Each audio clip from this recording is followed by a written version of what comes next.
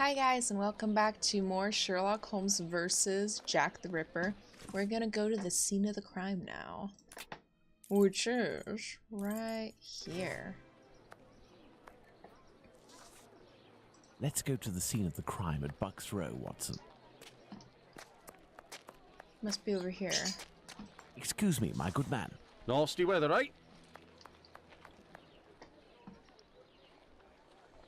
But what are all these people doing here, Holmes? Apparently they came to see the scene of the crime. What about us? Aren't we going to see it? We will return this evening, Watson.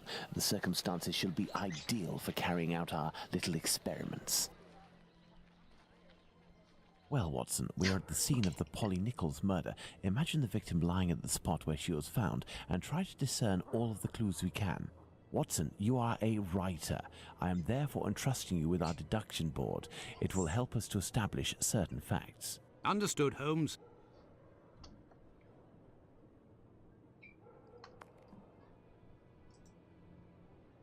The body was lying on its back, legs straight and slightly apart.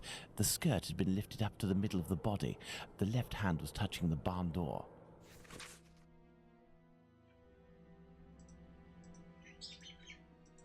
What? The corpse was still warm.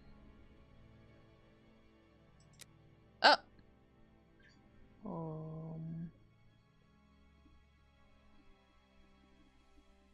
The body was still warm. Let's reread the preliminary report for the details on the wounds inflicted upon this poor woman.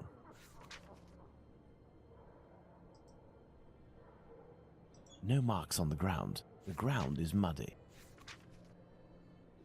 Let's look at this poor woman more closely. I don't want to.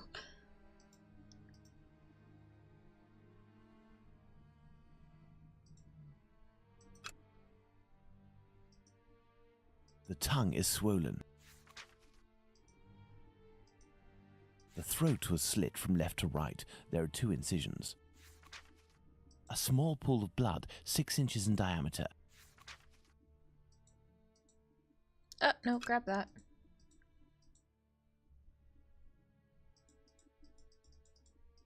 Oh, hello. There's a bruise on the left cheek.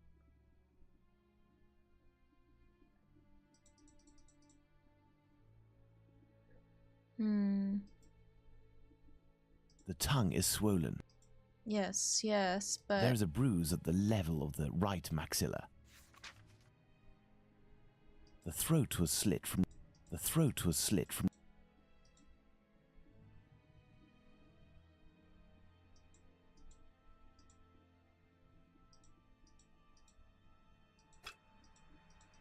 Is that all?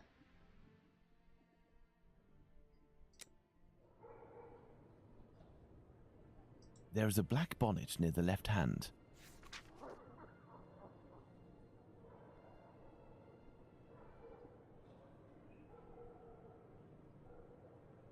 I think that's all, right?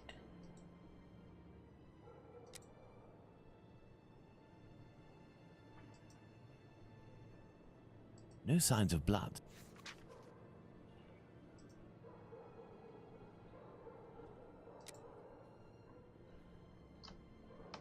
From what I can tell. Oh. Wait, no. Go back, you piece of shit. Bucks Row.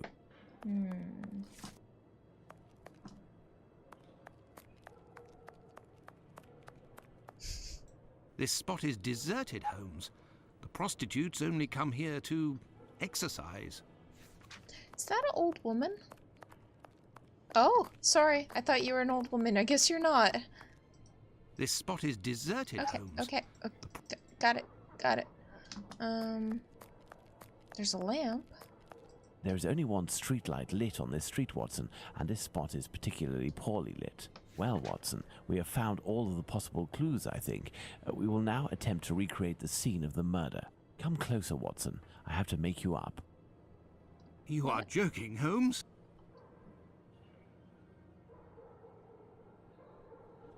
I feel ridiculous, Holmes. Now, Watson, come and stand here in front of me. You shall play the role of the poor woman, and I shall play that of the murderer. Let's try to reconstruct the facts to ensure the final result corresponds indisputably to the way that Polly Nichols was killed.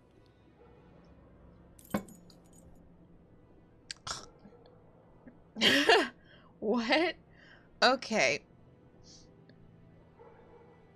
Okay.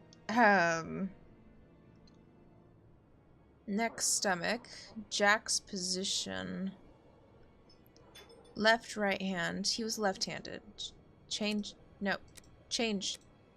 Change hands. Can I see in a different angle here? He's left-handed. Like, god damn it. Left. God, okay. Bare hands. What? I'm so confused. Standing. Lying down. Oh, okay. Well, they started standing. He had bare hands. I don't think that matters. Neck.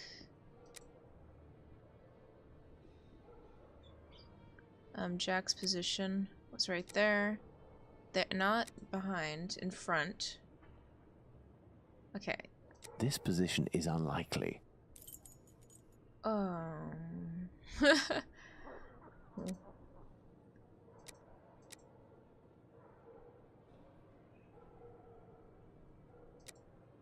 Okay, so... Side? No, there is no reason the murderer would be positioned like this. The grip would be awkward. Okay. Then behind? This position isn't very comfortable either. Then in front? This position is unlikely. God damn it. Okay,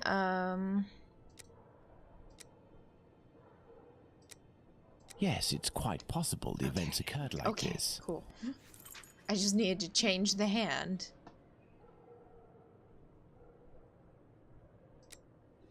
Okay.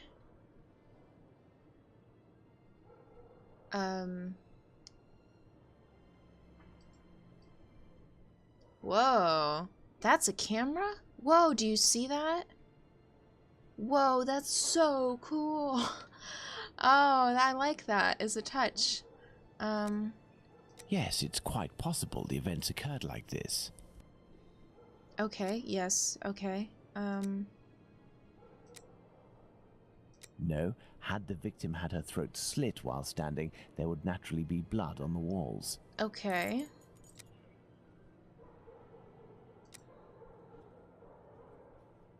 Then go ahead and lay down. Sorry, Watson. No, the victim wasn't already lying down on the ground before dying. Okay. So that's when they had a knife at that point. I hope that, as with the real murder, nobody had to witness all of that, Watson. If the murderer used his right hand astride his victim, there wasn't much room. Then he used his left hand. The murderer had enough room to inflict the wounds to the neck, and these wounds suggest the left hand was used.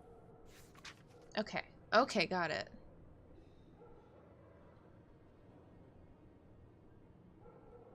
My dear Watson, now that we have found all of our clues, nothing remains but to subject them to our most likely hypotheses in order to deduce the facts. Okay. Okay.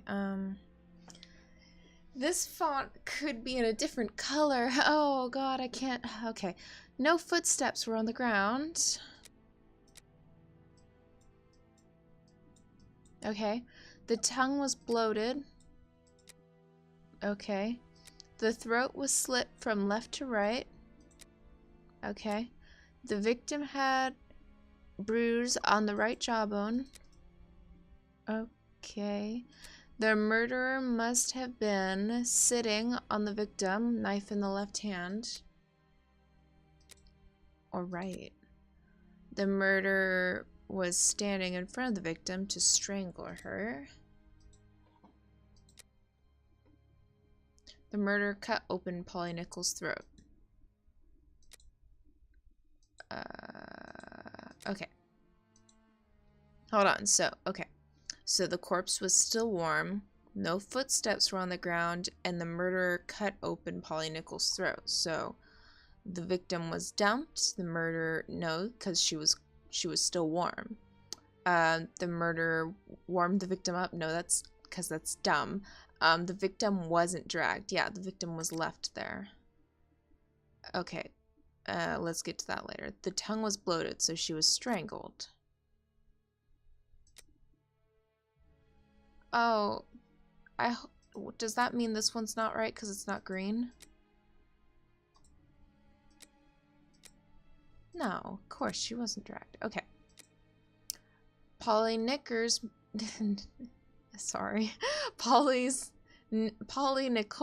murder took place in the daytime. Polly Nichols' murder took place on the premises. Yeah, it took place on the premises. Okay. The victim has a bruise on the right jawbone. Strangled.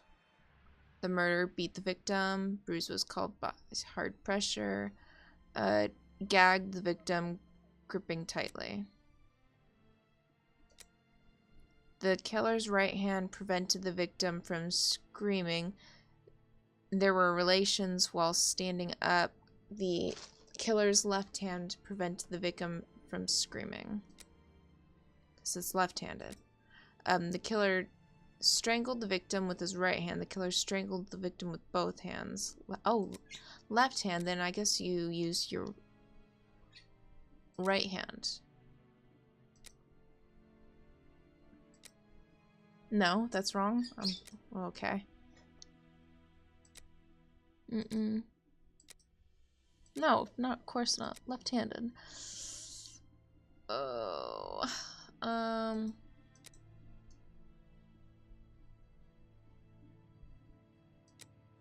Let's switch these then.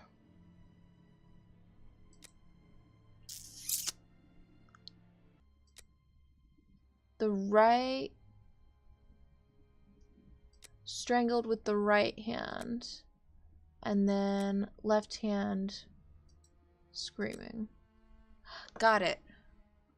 Oh, so we don't know if he's specifically left-handed or right-handed. We don't know. It could be either.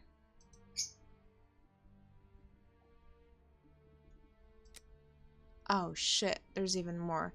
Okay. Okay, so a black bonnet near the left hand, poorly lit street.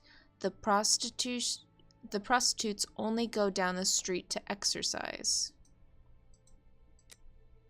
The victim was holding her bonnet with her hand at the time of the murder. The bonnet was already on the ground. The victim wasn't cold?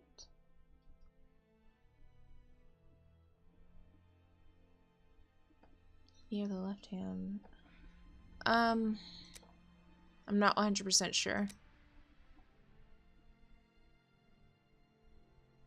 The victim wasn't afraid. The victim was asking for alms. The victim collected the bonnet from the ground. Wasn't afraid. Because it was a client. Wasn't cautious, didn't have a bonnet. There we go. Okay, cool.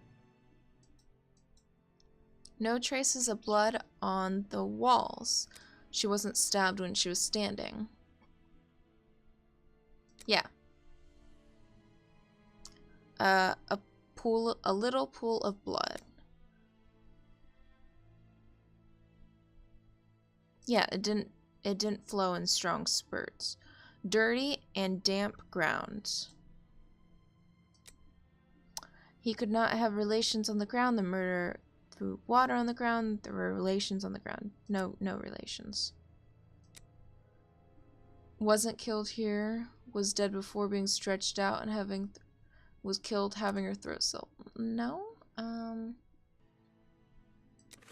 Oh. The victim was most probably dead before being laid down. Once the heart stopped, gravity drained the body slowly, not in a heavy spurt that would have stained half the street. Thank you, Holmes. I understand why you told me not to change clothes. Do you realize that our behavior didn't alarm anyone? The victim's ordeal was even more discreet. By acting in silence, we have confirmed something. The crime definitely took place here. The victim and her murderer were able to come here without making any noise, and afterwards the murder took place without the slightest cry being uttered. Come, Watson, let's go home. We have spent far too long in this sinister alley. And so, my dear Watson, the day and night which we passed in Whitechapel were enlightening, My weren't they? grandma's birthday. An adventure that I most certainly will never relate. To be in the skin of that poor woman. I prefer not to speak of it It's further. either second or third. But have we really learned anything about the murderer? Obviously a man, given the necessary strength. We have little to go on, at least no more than the police. But in my opinion, Inspector Aberline has a trick or two up his sleeve. No, I want to talk about the facts and what we can draw from them. We know where the crime was committed and under what conditions. I would like to ask you about the possible motives for the crime. According to you, Watson, what could have pushed the murderer to act in such a way? Mania. Mania. Mania. What could have been the possible motive for the crime?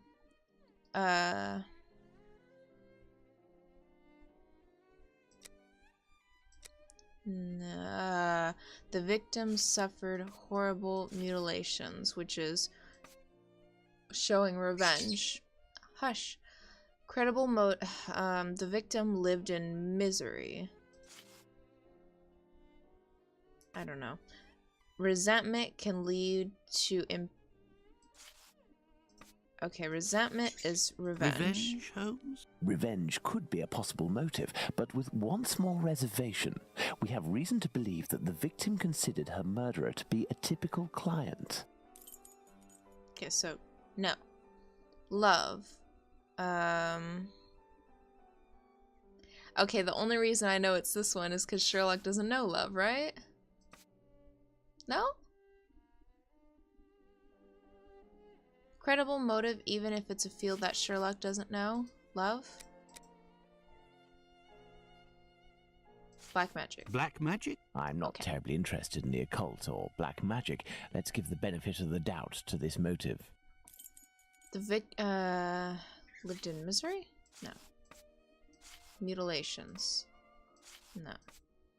The victim was an occasional prostitute without family or A ties. personal drama? Love can certainly lead to many a drama, but we have to consider the fact that the victim didn't know her attacker. Lived in misery. Theft, perhaps? I have a hard time believing that someone would attack poor Polly so fiercely just to rob her of a few coins. There we go. Homicidal insanity, Holmes. It is indubitable that the man who did this to Polly Nichols is not of his full senses. So that's why. So it's madness.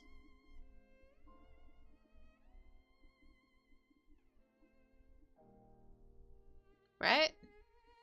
It's madness. Homicidal insanity. It is indubitable.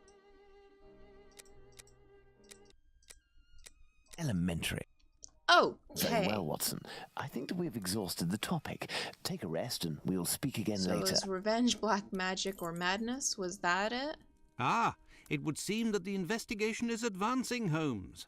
Yesterday's Star said that a suspect is in the hands of the police, a man with a rather sinister reputation. I was about to join you in your optimistic outlook until you informed me that the good news came from the press, Watson. But surely they wouldn't invent the fact that the police are holding a suspect, or the acts that are attributed to him. You will have an exact answer to these two questions in less than 50 seconds, Watson. Pardon? Enter, Inspector. Good day. Hello. Dear Watson, allow me to introduce Inspector Aberline, Inspector Dr. Watson. Inspector? To what do we owe the honour of your presence, Inspector? I heard that the two of you made your way to Whitechapel a few days ago. Your arrival, you are aware, coincides with a very serious affair which our police service is going to great lengths. Strong tensions in the area. Pardon me, but haven't you arrested someone? A certain Leather Apron? Absolutely not. The man who hides behind this name is indeed being actively searched for by the force. Besides, Nothing at the moment suggests that he is the Bucks Row murderer. There, you've been enlightened, Watson. Now it is our turn to answer Inspector Aberline's questions. Indeed. I will be brief and precise. Do you intend to investigate this case, or have you already started? It is to be of service to a friend that I went to Whitechapel. We did, out of curiosity, familiarize ourselves with the preliminary reports, and we made our way to the scene of the crime. Our conclusions are slim, as are the clues. Having not been officially appointed by a client, I believe that my intervention in this business will end there. Very well. To be frank, you take the weight off my shoulders by distancing yourself from the case. Our image isn't very good, to say nothing of what the press puts us through. Thus, if overnight they found out that you were on the case, people would turn against us. And they would pester me, overwhelm me, and finally make me out to be responsible for the inevitable failure such a scenario entails. Neither you nor I wish for this to happen. I know that your time is precious, Inspector. I will send you a note regarding my conclusions shortly. With pleasure. Gentlemen? Do you think that he will find the murderer? The chances are slim to non-existent. It is 7 days now, short of a confession from the murderer himself. And you will not go further? You heard the Inspector, Watson. My presence in Whitechapel would hinder, which doesn't mean that we will drop the case. How is that? The Inspector spoke of me, but not of us. It is you, Watson, who will lead the investigation tonight. It is you who will bring to the police station the little note that I will write regarding our conclusions. Despite the late hour, there is nothing to stop you from making inquiries about this famous leather apron while you are there. Yay! Fantastic. I've always wanted to be Watson. Okay, at least it's only 2 pages.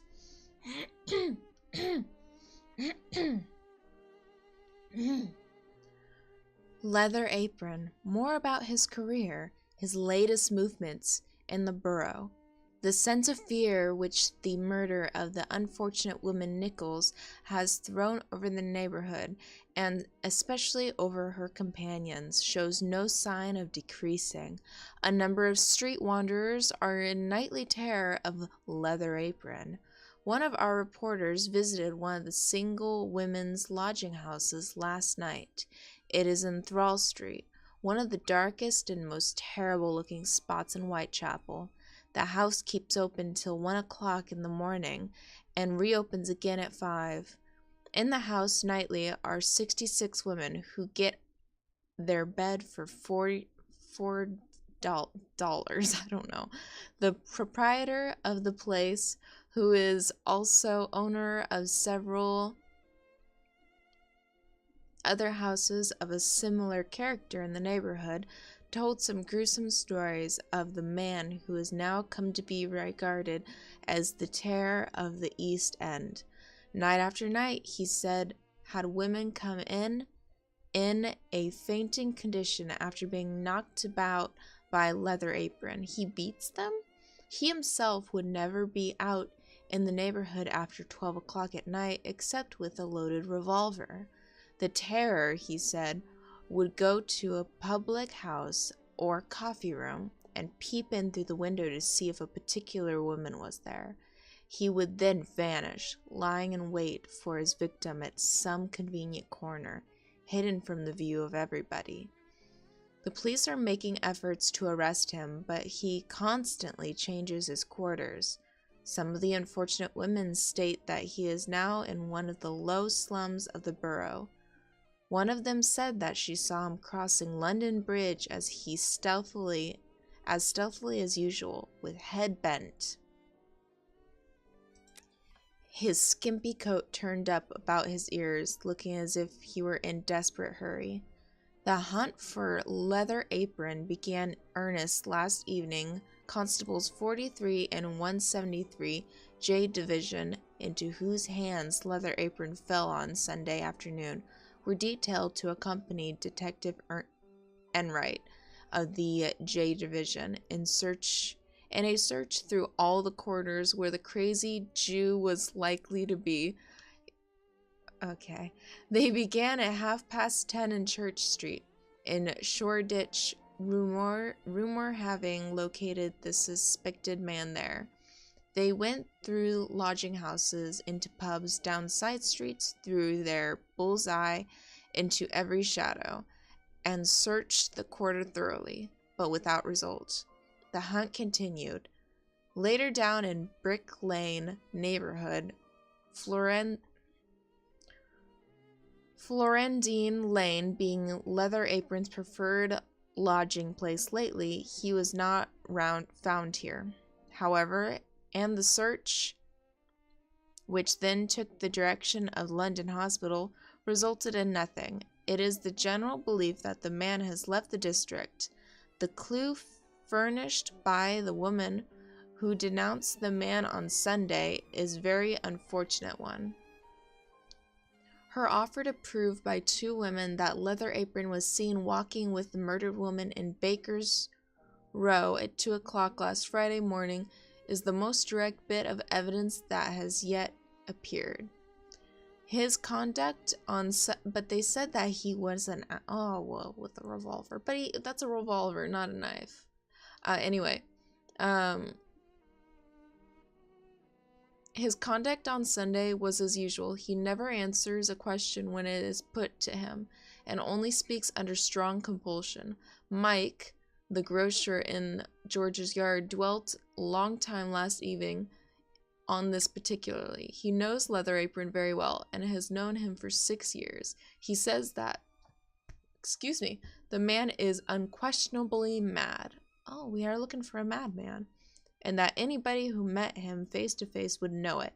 That his eyes are never still, but are always shifting uneasily, and never looks anybody in the eye.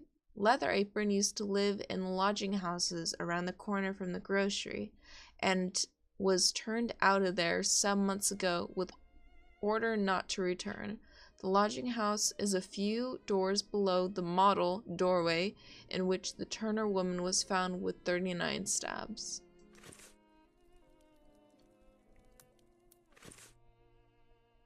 Stop. There we go. What? You still haven't left for Whitechapel, Watson? Sorry, jeez, I was reading. My gosh. Alright, let's go to Whitechapel. Let's go to the police station, right? I have to give them the note from Sherlock. Well, if I follow Holmes's instructions, then to begin my investigation into this Leather Apron, I must first head to the police station. It's been a couple nights because it says it's September 7th to 8th. Good evening, sir. What do you... I know you. You were here last week with Sherlock Holmes. Message from Holmes. Indeed. I have come to bring a message from Sherlock Holmes for Inspector Aberline. Very well, I will pass it on. But come to think of it, someone was asking about you recently. Finley, the caretaker of some shady boarding house nearby. Does that mean anything to you? Ah, perhaps. Actually, I read in the Star that you have arrested a suspect called Leather Apron. You shouldn't believe what you read in that rag, sir. The man is being hunted, but we have yet to get our hands on him, and we aren't close to it either. Why ever not? Bah, he's a specialist in the streetwalker racket. These girls make pitiful witnesses, and we don't inspire confidence. Furthermore, the man seems to be pretty discreet lately. Someone must be helping to hide him. How to get on his trail, then? One of these girls would have to confide in us and give a valid description of the man. Then we'd ask around the journeymen, who use aprons, I imagine. Well, goodbye. I must go to Finley's boarding house. Her Majesty Queen Victoria. What would she think of this mess? Hello. I don't know anyone politically when it comes to anyone outside the US. It's really, really bad. Alright, let's sprint. Why do we have to go at nighttime? I want to go during the daytime. Did I go? Yeah, I did go the right way. Hello. Good evening, Finley. Oh, good evening, sir. Aren't you the gentleman who was with the great detective the other time? That is indeed me, Dr. Watson. Tell me, Finley, I was told that you were looking for us at the police station. Indeed, I wanted to thank you for last time, you know. That vagrant has never set foot round mine again. I even found a tenant, one who pays his rent, I mean. You don't seem very happy, but you were lucky to have found a good tenant so quickly. It's just that this man is very strange. He paid several days in advance and I gave him a key to the place. Since then, he goes out every night and returns at ungodly hours. I'm sure he goes to visit the ladies, but still, every night. And when he moved in, something must have broken in his case and stank up the stairs in his room for 2 days. I think it was a jar. It must be over there. This is sounding creepy. Tell me, have you heard talk of Leather Apron? By the papers, that's all. This man seems very sinister. Do you know any journeymen who use this type of apron? The slaughterhouse butchers, I believe, but definitely the cobblers. I know one, old Isaac Solomonovich. His workshop is on a small street in the Jewish community, across from the hospital. He's a good man. He can help you. But you know, the people there are very close and don't share much with non-Jews. Thank you, Finley. At your service, sir. Where's that bottle? This odour is very strong indeed, but the whole neighbourhood as such has a dreadful stench. Finley might have an idea as to what this jar that contained.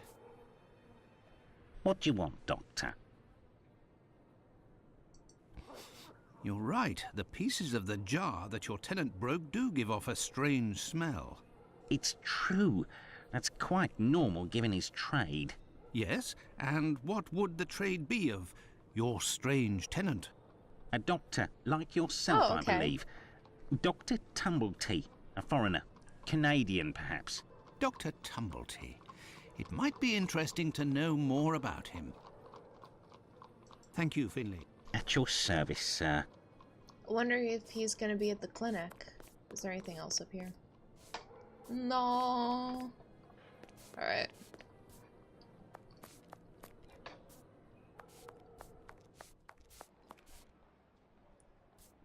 What was I literally, they can tell me what to do, and I can literally forget immediately afterwards.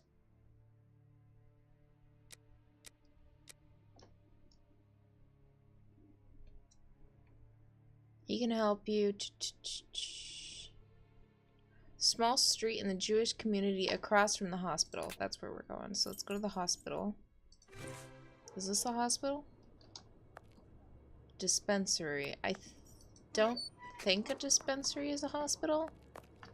It's more of a pharmacy, isn't it? Well, let's see. Are you the doctor? Good evening, Doctor. My name is Dr. Watson. Pleased to meet you. Good evening. I am Dr. Gibbons. Likewise. That's it. Okay, that's fine. I don't think anyone's here. Oh. I don't think he's interactable. Okay. Then let's go across the street. Across the street from the hospital, I think he said.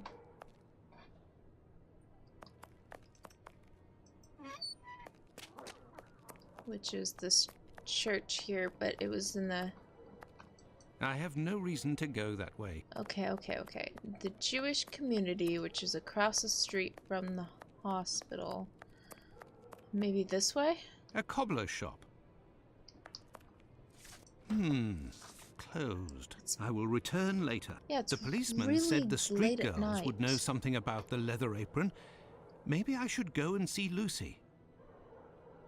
Is Lucy a street girl? Lucy seemed to not be... She dressed not... There's no way to say this. She didn't seem like a street woman. Oh, it's you. I'm coming. Dr. Watson, how are you? Well, and yourself? And how's your uncle? Oh, he sleeps a lot, but he doesn't seem to be suffering. Your medicine has worked wonders. Thank you again. It was the least I could do. I have come to see you about a certain Leather Apron. Have you heard of him? Oh, yes, of course. Terrible things are said about that man. Have you ever come across him? Goodness gracious, no. But I know that he has threatened and taken many girls in my situation. Oh, I okay. don't know what more I can say, but Bella would be able to tell you some. Who's Bella? Who is Bella? Bella Pullman. She's the landlady of the place where I could take you there if you like. Please do. Oh, Lucy. It's What a me. sweetheart. It's Lucy.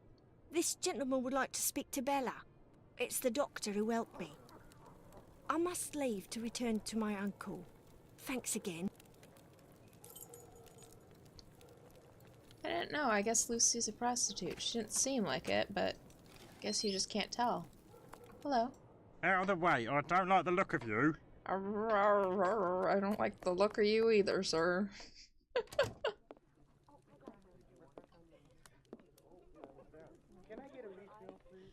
Can I get a refill, please? If you'd be patient, Madam Bella will arrive in a moment. Good evening. I am Dr. Watson. It is young Lucy who told me to come see you. Ah, so you're the Good Samaritan who saved her uncle without asking for anything in return. And now you've come to see me, no doubt, to explain that the poor little thing doesn't belong here, and you will see to her future. Well, if you expect me to let her leave with you... She's a pimp. It's not that, Ma'am. She's a You fucking should know pimp, isn't she? I am a married man. And why should that matter?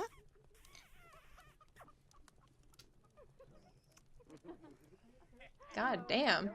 She's a fucking pimp, isn't she? Damn. Also, I guess I'm married to Mary in this, right? I believe there has been a misunderstanding. The reason that Lucy sent me here is that you may be able to give me some information about Leather Apron. Are you a doctor or a constable? I am most certainly a doctor, but I am acting in this matter in a private capacity, and I would like to find this man.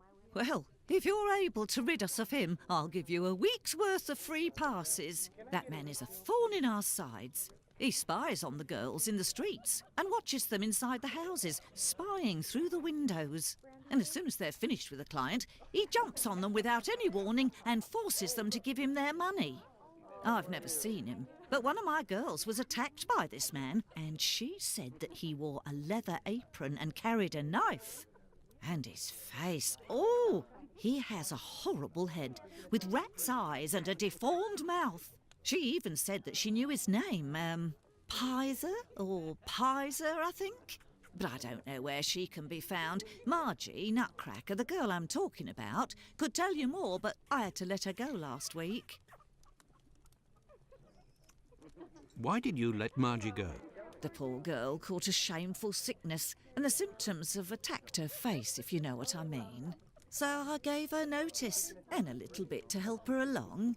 I don't know where she is now, but she'll certainly be getting treatment at the clinic if she's still in the neighbourhood. Did you speak to the police? Ah, what would they do? Who cares about the girls in the streets? So at the Would clinic... you have received a visit from another doctor, a stranger by the name of Tumblety? I'm just like you, Doctor, sworn to secrecy in my profession. But as I've taken a fancy to you, I can tell you that this name is not unknown to me. And if you do me a little favour, it is possible I might remember something about him. What you want? What kind of favour must I do for you? You see that man over there? He's a rich artist, a painter, a regular client round here. Well, yesterday, he came and left his cane in the umbrella stand in the hall before going into one of the rooms. Well, when he returned to this room, the cane had disappeared. It's a cane with a massive silver knob. Must be worth a fortune. He threatened to call the police unless he got free services in my establishment for a year. I'll be forced to accept, unwillingly, of course, given the services that he's demanding, unless the cane is found. Are you sure he didn't misplace his cane on purpose? Did you question the residents regarding the theft? They didn't see anything, and there's not one of them that would risk stealing from a client here. Who was in the room when your weasel of a client was in the chambers? There were a few that came and went, but Mary could tell you better than I can, 'cause she was the one at the counter yesterday. Let me go talk to Thank you, Mum. Mary. No problem, my angel. She's a fucking pimp.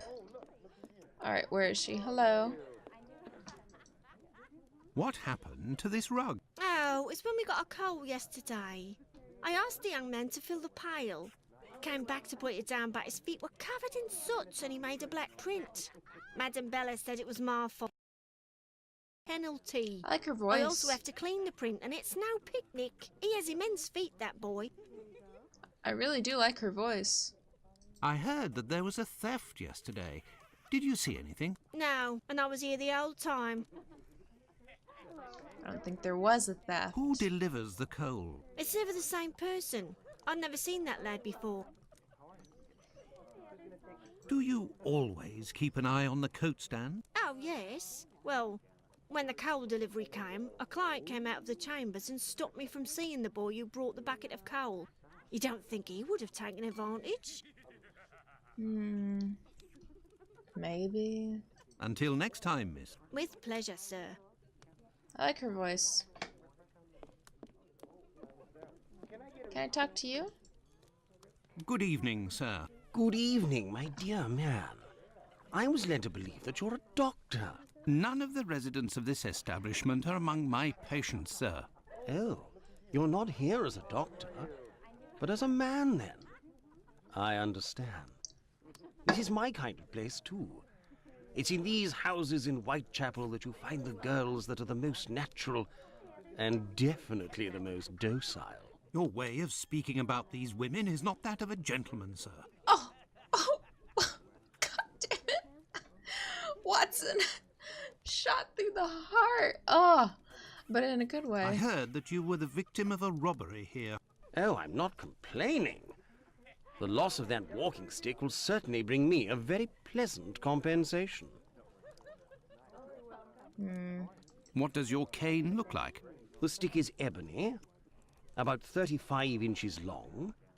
The round knob is made from chiseled silver with a ring around the middle of the same workmanship, just like the tip, for that matter. If you find it, don't tell a soul. Keep it for yourself. Got it? No. Dickhead. Well, goodbye, sir. Goodbye, or until next time. And good evening. Don't like him. Best not to stray off in that direction. Watson is really fucking cute. Best not to stray off in that... These paintings are suggestive, at the very least. Fantastic. These paintings are Fantastic.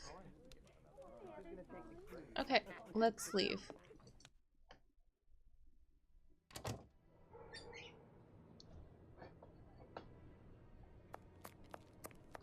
Are you the bouncer? You are, aren't you? You're in a rush, my pretty. Okay, hush. You're in a rush, my pretty. Okay, hush. Okay, so... let's go to the clinic and see if that girl is here. That we can maybe question her some more. Hello? Hello? Yo. What can I do for you, my dear colleague? Margie.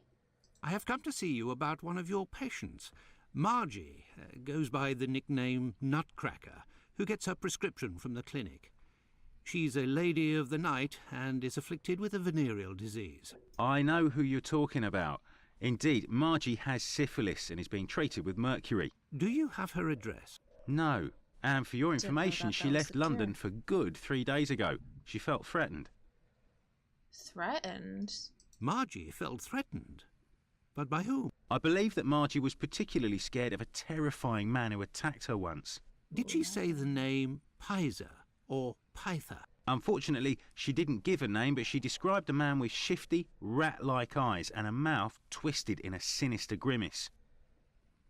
It's one hell of a description. Did Margie have any idea where this man who terrified her so much might be found? No, but she told me that another girl who'd been attacked like her had told her that this man worked in a cobbler's run by an old Israeli. Also, she saw him again last week, the night of the big fire. She told of going to see the fire like most everyone else in the area.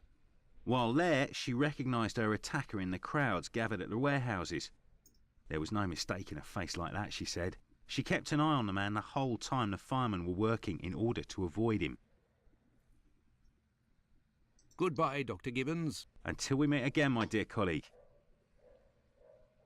So...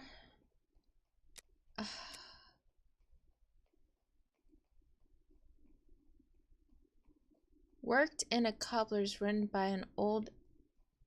I've never seen that word. I'm sure it's supposed to be like an Israelite? I've never seen it before. I hope it's not. I hope it's just a word for someone. She saw him again last week, the night of the big fire. I'm gonna go maybe to the left. Oh, okay. This interview with the doctor revealed an important fact. Leather Apron could not be the Bucks Row murderer. According to Margie, the villain passed most of the night of the crime at the fire. Oh, he could not have been at the scene of the murder at the moment it was committed. He is nonetheless a dangerous character.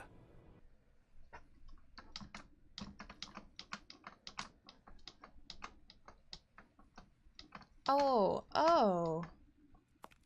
Hello. These footprints are the same as those found on the rug at the brothel. Okay. Can I ask the doctor about that? What can I do for you, my dear colleague? Footprints, yes. Pardon me, Doctor, but who made the large black footprints there near the beds? The brother of one of my patients. The poor thing had a leg amputated after colliding with a carriage. We arranged to find her a prosthesis. Prostheses are very expensive. How did this man pay? He told me that one of his uncles gave him a walking stick with a chiselled silver knob. I agreed to accept this knob in exchange for a simple prosthesis with harness. But this object is of great value, and I could finance half a dozen other prostheses by selling it on Petticoat Lane. Yeah, it's a stolen cane. Doctor, I have reason to believe that the silver knob that you possess is from a cane that was stolen by the man who brought it to you, and I believe I know to whom it belongs. That's what I was worried about. The story of the uncle seemed a little strange. Nevertheless, you must have proof of what you claim. I will show you all of the knobs that we have here. If you find the knob that the young man gave me, I will believe you. Yeah, it's the ebony, yeah. So be it, but something is bothering me. I will need a complete cane, not just a knob. Don't worry, dear chap, build one. I can loan you some tools. Make use of the odds and ends in my cupboard. It'll help get rid of it. Well, I shall try. I will have to remember the description that Sickert gave. It was Goodbye, Dr. Gibbons. 30-something Until we meet again, my dear colleague. 30-something inches covered.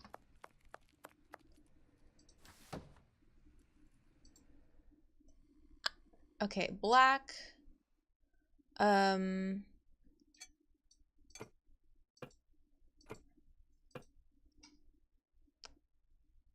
Silver knob. Silver piece. Silver tip.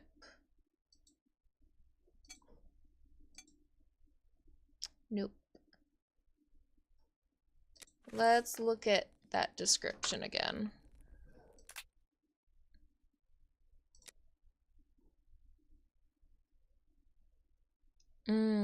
Where is he? There we go. 35 inches. Round knob, silver.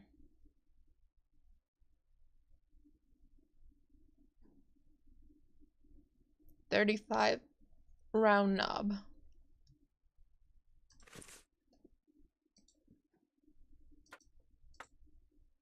Oh, chiseled silver, so it's this. And then the silver in the middle is the same workmanship.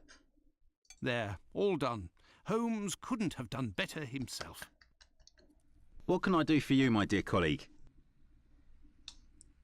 I believe I found the knob from the stolen cane, which I succeeded in putting back together. That's the one. And yet I cannot give it to you, Doctor. I will only return it to the police, and only if there is an official complaint against me. Would there be a way to convince you to give me the cane? Find me a dozen solid adjustable harnesses for wooden leg prostheses, and it's yours, Doctor. Fetch quest! It's another Goodbye, Dr. fetch Gibbons. quest. Until we meet again, my dear colleague. And we're gonna do that next time. You guys, thank you so much for watching. I'm enjoying this game a lot. Like a lot. But yeah, I will see you guys in the next video. Bye bye.